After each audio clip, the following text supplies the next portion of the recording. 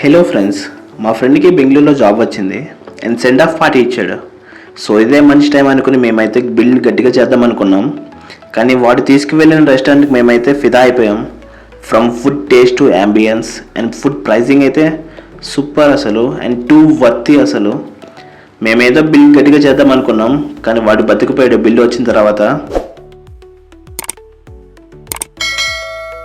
So అలా భోజనం ప్రియల్ రెస్టారెంట్కి అయితే తీసుకువెళ్ళాడు.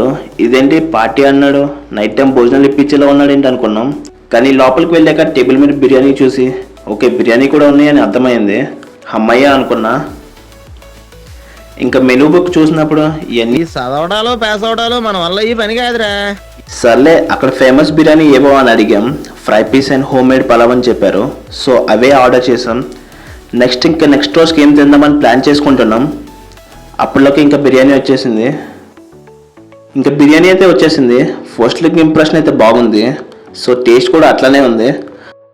ఇంకా ఫస్ట్ అయితే హోమ్ మేడ్ పలావ్ సర్వ్ చేశారు. దాంట్లో క్వాంటిటీ అయితే 4 chicken pieces with biryani rice అయితే సెమీ గ్రేవీగా ఉంది అండ్ చికెన్ పీసెస్ మాత్రం చాలా సాఫ్ట్గా ఉన్నాయి. పీసెస్ బాగున్నాయి. లిటరల్లీ టేస్ట్ అయితే చాలా బాగుంది, ఎక్కడ తగ్గలేదు. సెకండ్ ఇంకా ఫ్రై పీస్ బిర్యానీ చూస్తానికి అయితే చాలా బాగుంది అండ్ సర్వ్ చేశారు అండ్ విత్ సేమ్ టేస్ట్ కూడా. సెకండ్ ఇంకా chicken fry piece biryani serve చేశారు. చూస్తానికి చాలా బాగుంది, సేమ్ విత్ టేస్ట్ కూడా. క్వాంటిటీ అయితే 3 chicken pieces with semi wet biryani serve చేశారు.